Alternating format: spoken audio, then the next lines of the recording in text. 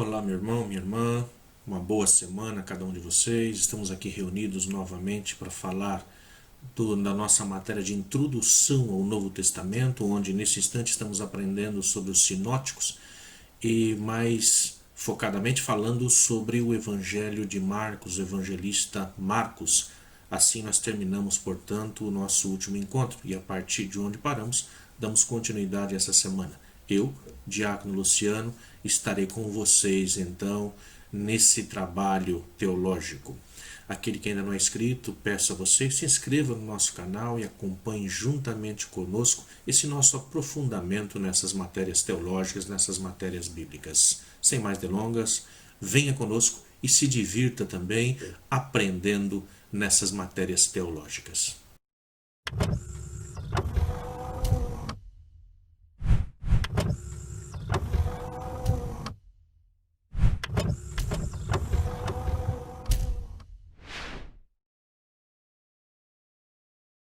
Muito bem, vamos lá então.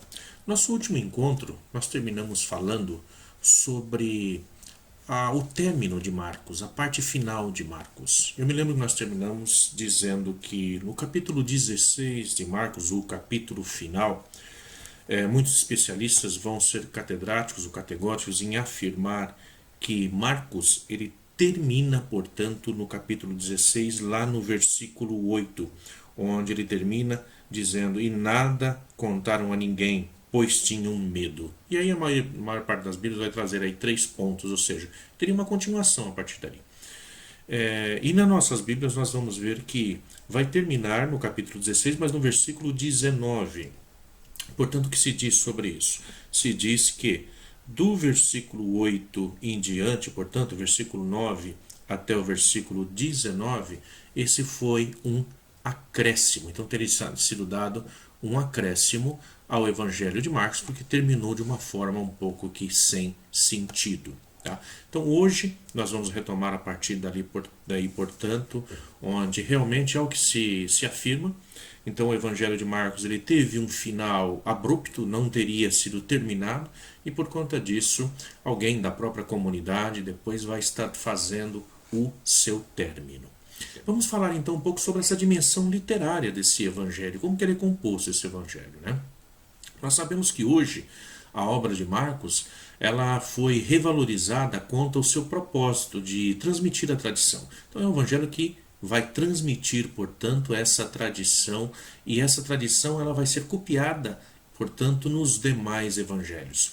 O material de Marcos ele é reencontrado quase que completo, tanto em Mateus como em Lucas. Os dois evangelistas que vão escrever depois vão utilizar, portanto, então, como base também o evangelho de Marcos. Então prevalecem nesse evangelho, nessa literatura, vão se prevalecer, portanto, as narrativas que são compostas por milagres, por controvérsias e narrativas biográficas. Então isso tudo vai estar bem complexo, misturado dentro desse pequeno evangelho de Marcos, composto então dos seus 16 capítulos. Os milagres, eles dizem respeito tanto a pessoas como a natureza, não somente a pessoas, mas a natureza, na qual Jesus muitas vezes se manifesta. Por exemplo, quando Jesus caminha sobre as águas. Então Jesus está acima da questão da natureza. Nós não podemos esquecer nunca que o Evangelho, essa boa nova, ela está sendo narrada também a partir de um dado teológico, de um ponto teológico. Então, se nós pegarmos esse dado simplesmente de Jesus caminhar sobre as águas, não podemos esquecer que as águas, quando nós falamos no Antigo Testamento, as águas, na maior parte das vezes, o que acontece numa situação de dilúvio, numa situação de muitas águas? Aqueles que moram em São Paulo, assim como eu, estão aqui próximos da região de rios, nós sabemos muito bem. Peguem aí uma sexta-feira à tarde, chuvosa, o que vira, o que se transforma a cidade de São Paulo? Se transforma num caos. Muitas vezes, nós falamos aí nas águas de março, nós temos casas que são levadas, que desabam, nós temos carros que são levados pela enchente. Portanto, a água simboliza, primeiramente, caos. Se nós pegarmos o livro do Gênesis, nós compreendemos isso, no princípio vai estar escrito lá, que era o caos. Né? As águas cobriam toda a superfície da água, da terra. E Deus é aquele que vai ordenando. Portanto, a grande função de Deus lá em Gênesis 1 é transformar o caos em cosmos, é tornar a ordem, fazer com que a ordem aconteça. Jesus, no Evangelho de Marcos, ele caminha sobre a água. Então isso, no sentido teológico, vai significar que Jesus está acima do caos, acima da morte. Então ele caminha sobre as águas. Então um dos milagres aí também que falam, portanto, sobre a natureza. As narrativas são referentes, nesse Evangelho de Marcos, à vida de Jesus, vindo em primeiro plano a paixão. O que é a paixão, né? Se nós pegamos hoje qualquer um de nós, nossos filhos talvez, ou mesmo nós, quando nos lembramos lá do princípio, tantos anos atrás, talvez, quem já se apaixonou, né? Quem nunca se apaixonou. E o que é a paixão? A paixão é aquela força doida, aquela força avassaladora, aquela força que nos tira do eixo, aquela força que nos faz fazer loucuras para estar com a pessoa pela qual nós nos apaixonamos. Não são poucos relatos aí de jovens que, quando o pai ou a mãe proíbe de sair à noite, de se encontrar com a pessoa pelo qual está apaixonado, colocam lá seus travesseiros, né, sobre a cama, forram com um lençol por cima. Assim, se alguém for dar uma espiadinha para ver se está dormindo, vai dizer está dormindo, está na cama, e foge pela janela para estar com a pessoa em que ama, que está apaixonado. O relato de Marcos vai nos dizer exatamente isso. A paixão de Jesus não é uma paixão diferente da nossa paixão humana. A diferença é que Jesus se apaixona por toda a humanidade, não só por uma pessoa. Essa paixão é aquela paixão, portanto, que ele recebe aí do próprio Deus. Deus se apaixona pela sua própria criação e entra na vida do homem para poder experimentá-la. Então o relato de Marcos vai partir também, a partir daí, desse primeiro plano que é a paixão de Jesus. Mas também vai falar um pouquinho para nós sobre a vocação dos discípulos, né? Essa vocação de seguir o mestre, de estar com o mestre, essa vocação de ir além do mestre, essa vocação de aprender tudo do mestre, mas depois ir além, fazer coisas maiores ainda, essa vocação de ser missionários. Então o Evangelho vai trabalhar bastante com essa questão também da missionariedade daquele que é o discípulo, daquele que é enviado.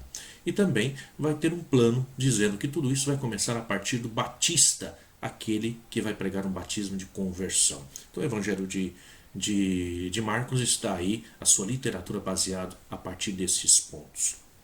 E aí vai se utilizar de palavras conectivas, palavras que conectam. Por exemplo, de repente, sempre vai aparecer essa frase no Evangelho. Ou, de novo, mais uma vez está aí. Então, conecta-se. Então, com uma dupla função de introduzir ao episódio que se segue, ou de sintetizar o quadro que passou atrás. Para isso é simples, se a gente conferir lá o capítulo 1, versículo 32 ao 34, a gente vai vendo essas palavras aparecendo sempre aí. Então é uma conectividade entre aquilo que vem pela frente e aquilo que ficou para trás. Ou seja, isso já aconteceu antes, ou algo que acontece assim misteriosamente, de repente acontece. Então vai utilizar muito disso dentro da sua literatura. Utiliza-se também referências cronológicas ou geográficas. Por exemplo, no caso de Jesus, é aquele que vem da Galileia, passa pela Samaria e vai para Jerusalém, para a Judéia. Então nos dá uma noção de movimento. Marcos trabalha com isso, com movimento. Jesus está sempre no caminho, sempre caminhando, sempre indo em direção a algum lugar. Não é alguém que está parado, que está estático. Destaca-se também dentro dessa unidade, dentro dessa literatura, a dualidade de termos. Por exemplo, se nós pegamos lá no capítulo 4, no versículo 11, vai trabalhar com fora e dentro. Aquele que está fora, aquele que está dentro. Então ele trabalha sempre uma dualidade, apresentando as duas funções aí, daquele que está e daquele que não está. Daquele que está junto e aquele que está separado. Aquele que está dentro e aquele que está fora. Apresenta-se 3 anúncios da paixão.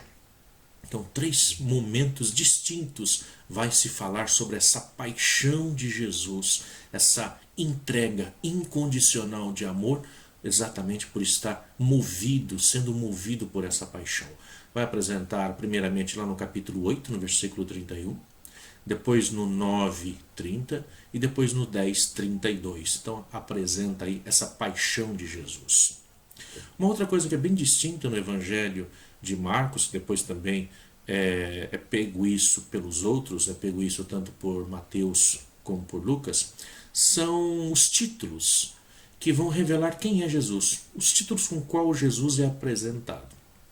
E é interessante porque logo aqui no comecinho do Evangelho, lá no capítulo 1, no versículo 1, vai dizer Jesus Cristo, Filho de Deus. Então é um dos primeiros títulos que aparecem aqui para Jesus. Jesus Cristo. Lembra vocês, Cristo não é sobrenome de Jesus. Hoje, quando a gente fala de Jesus, a primeira coisa que vem na nossa cabeça é já falar Jesus Cristo, quando o correto seria dizer Jesus o Cristo. E por quê? Porque a palavra Cristo não é sobrenome. A palavra Cristo é Messias ou Machia no hebraico. E no português nós poderíamos traduzir como o ungido. Então é aquele que é ungido. E quem que é o ungido? É aquele que é mandado pelo Pai. Nos tempos índios, dos tempos bíblicos, nós vamos dizer que 3 tipos de pessoas eram ungidos. Nós tínhamos o rei, que era ungido para falar como filho de Deus. Nós tínhamos os soldados, que eram ungidos para ir para as batalhas. E nós tínhamos o próprio sacerdote, que também é ungido. Então são aqueles que manifestam-se, ou que através deles manifesta-se Deus no mundo. Então Jesus recebe esse primeiro título no capítulo 1, versículo 1, de ser Jesus Cristo, Filho de Deus. Então é aquele que é filho de Deus e aquele que é ungido por Deus para se representá-lo no mundo. Depois, no capítulo 1, versículo 11, nós vamos ter um outro título. Além de ser filho, ele é filho amado. Então ele é filho amado. Então já aumentou mais alguma coisa aí. Depois lá no capítulo 1, versículo 24, ele vai ser considerado o santo de Deus. Santo, lembrando, a palavra santo significa aquele que é separado do mundo, separado das coisas que o mundo pensa, das coisas que o mundo faz. Portanto, ele agora vai ser o santo de Deus. No capítulo 3, versículo 11, novamente vai ser utilizado a palavra filho de Deus. No capítulo 5, versículo 7, Jesus, Filho de Deus Altíssimo. Não é qualquer Deus, mas Deus Altíssimo. Aquele que olha, aquele que vela por nós lá dos altos céus. No capítulo 9, versículo 7, aparece a expressão Filho amado. E no capítulo 8, um pouquinho antes, no versículo 27, aí ele vai ser apresentado como Cristo, o ungido. No capítulo 14, versículo 61, vai ser dito o Messias, o Filho do Deus bendito. E por último, vai ser apresentado também, utilizando passagens do livro do profeta Daniel, vai ser apresentado como o Filho do Homem. Então Jesus, o Filho do Homem. Então esses são os títulos que são dados para Jesus aqui nesse Evangelho de Marcos. Falando um pouquinho sobre o prólogo desse Evangelho, o prólogo é o começo, né? Quando nós falamos do início do Evangelho, todos os Evangelhos eles vão ter um prólogo. Esse prólogo seria um resuminho do Evangelho logo no começo, logo no início. Apresenta tudo o que virá depois no decorrer do Evangelho. O prólogo ele oferece o conteúdo do Evangelho por completo, que se refere a Jesus como o Messias, né, o Cristo, e como o Filho de Deus. É um tema que vai sendo retomado sempre dentro do Evangelho. E ele é retomado uma vez, lá no capítulo 8, versículo 29, ele é retomado na profissão de fé de Pedro. Tá? Então, quando Pedro vai se dirigir a Jesus dizendo, tu és o Messias, o enviado de Deus. E aí quando Jesus vai pedir para ele, então, olha, faça o silêncio, não diga nada a ninguém, esse é o silêncio messiânico.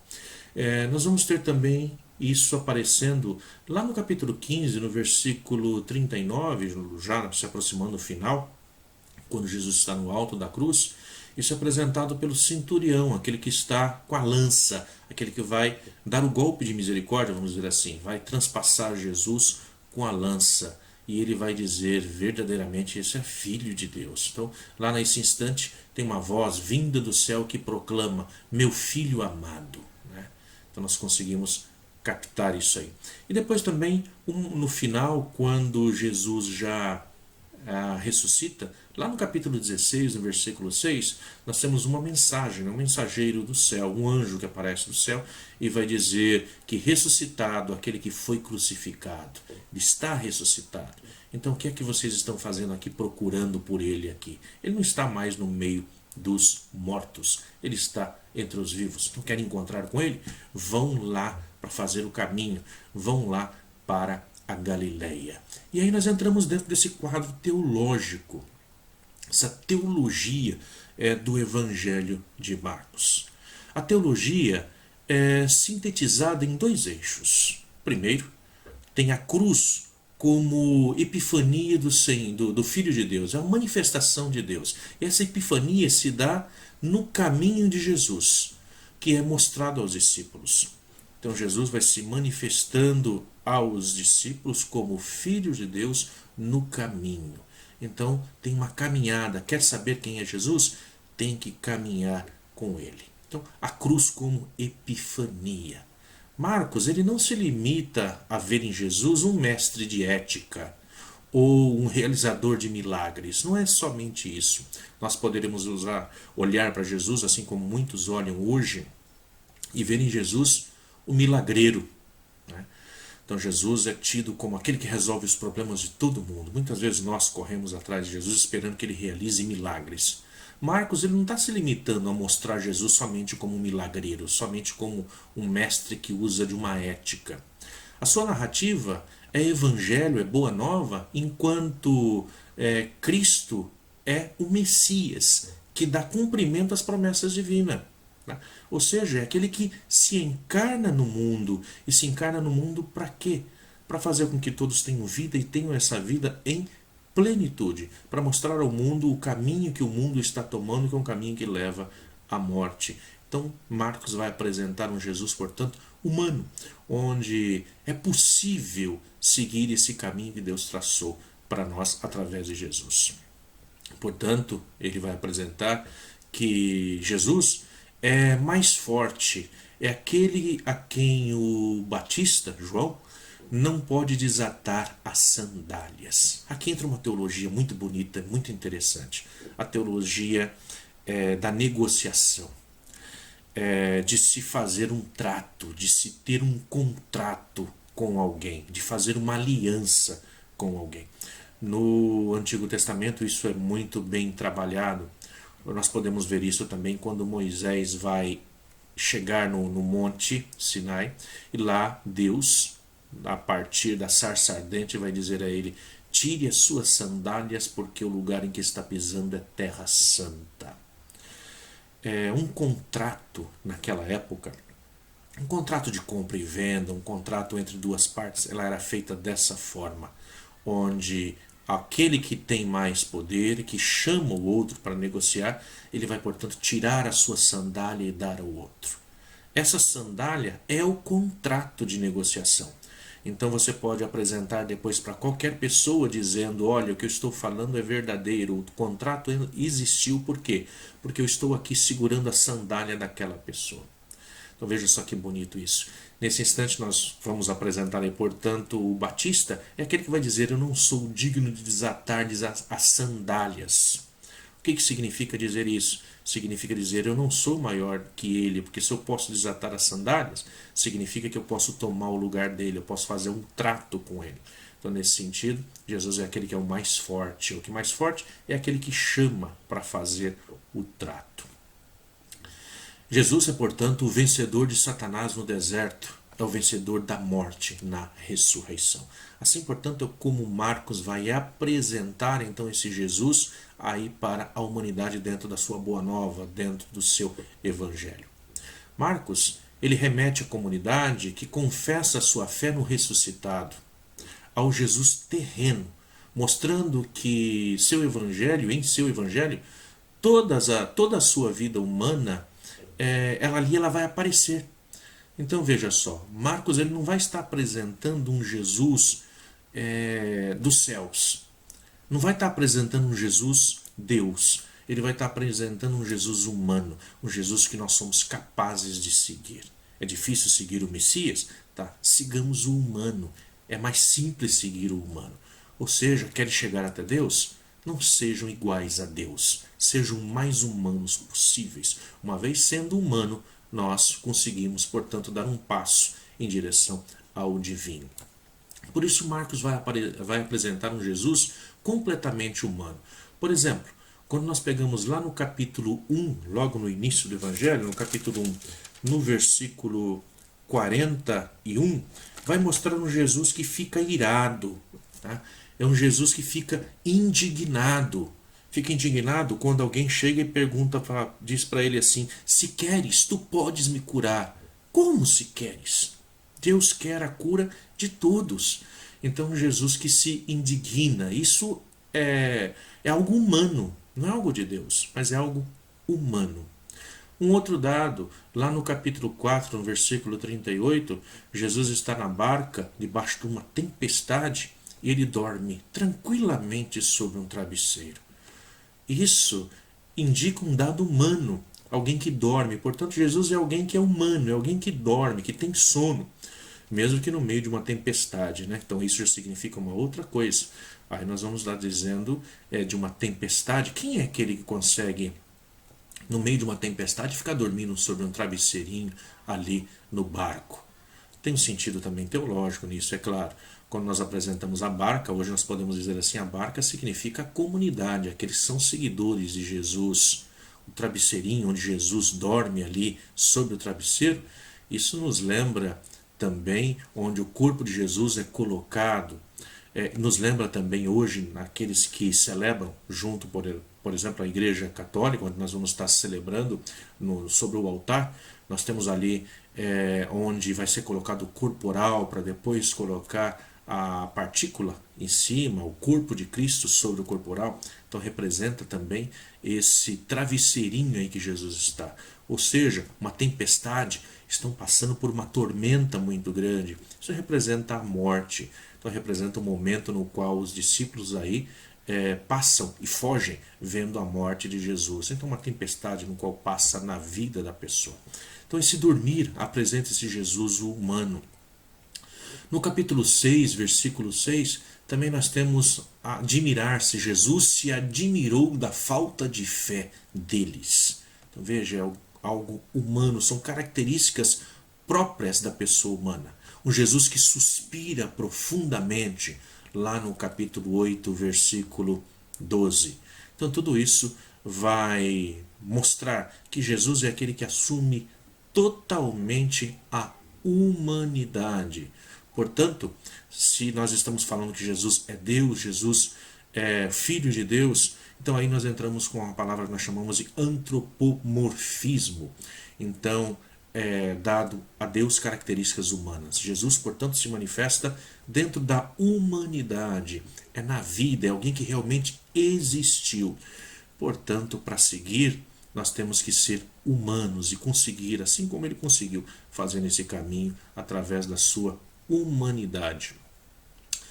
Só mesmo aos pés da cruz, no próprio instante da morte de Jesus, é que é vencida a cegueira humana. A partir dali, o Filho de Deus é proclamado Messias. Então Marcos ele vai estar trabalhando exatamente a partir daí.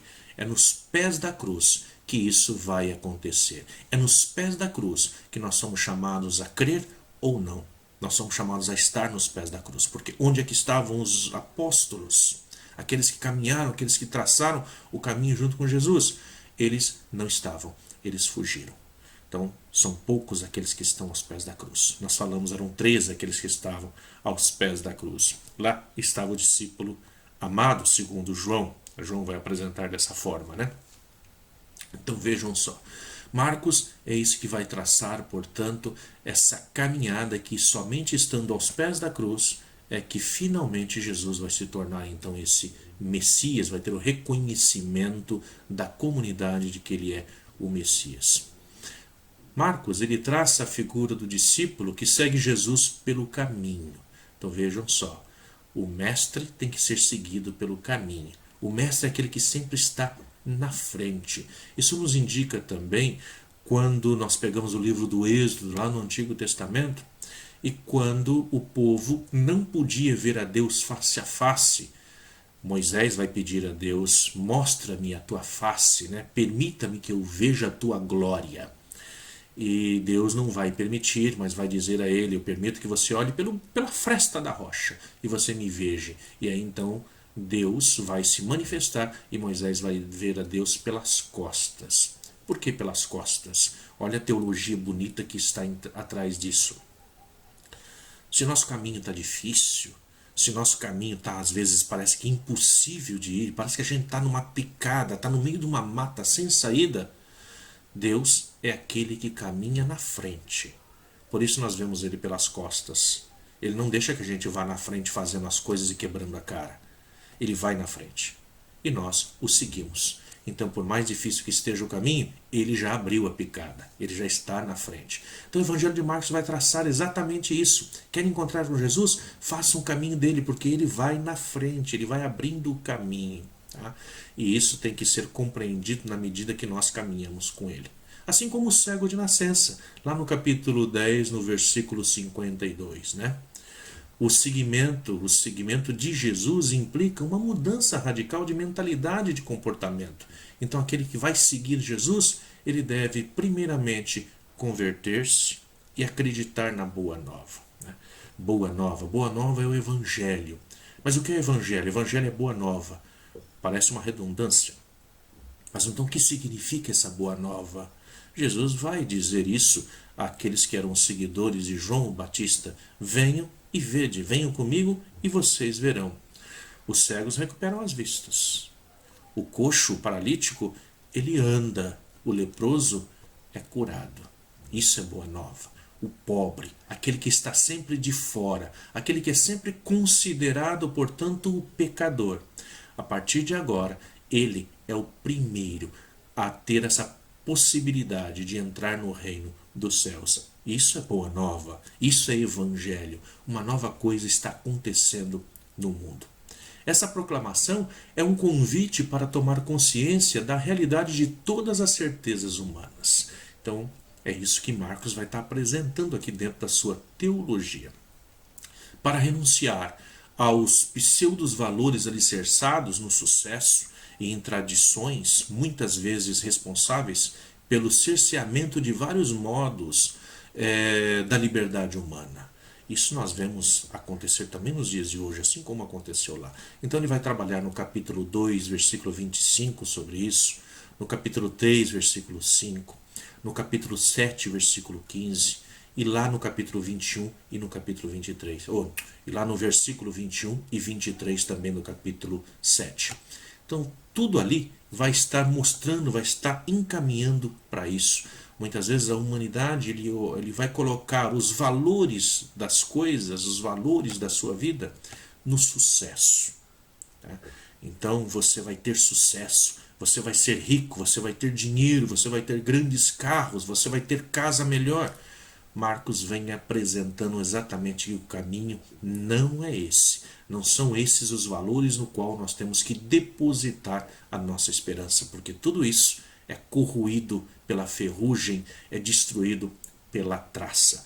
Então, é no caminhar com Jesus que nós vamos aprendendo a encontrar a face do Cristo. O caminho que conduz a Jesus, ele sempre encontra obstáculos. É um trajeto de escalada de montanhas e não de planície. É a voz do homem, e a voz do homem é ouvida por Jesus. Então tem início a salvação. Quando o homem clama a Deus, Deus clama àquele que está do nosso lado, para que possa dessa forma ajudar a esse ser humano que clama a Ele. Então aqui o Evangelho vai dizer assim: olha, gente, não é porque vocês seguem a Jesus que vocês não vão ter dificuldade. Não é porque vocês estão próximos nesse caminhar com Deus que vocês não vão sofrer. O sofrimento faz parte daquele que está no caminho de Jesus. Se assim não fosse, Jesus não teria morrido também crucificado. O Evangelho vai apresentar uma nova forma de olhar isso, dizendo: aquele que não caminha com Jesus, a doença mata e a morte é da alma.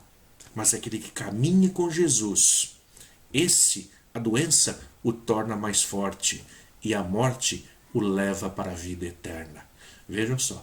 Então é nesse caminhar com Jesus que nós vamos encontrando, portanto, nossa possibilidade de ver a Deus face a face. E é através das dificuldades. Caminhar com Jesus não é caminhar numa planície onde tudo é retinho, é subir e descer montanha.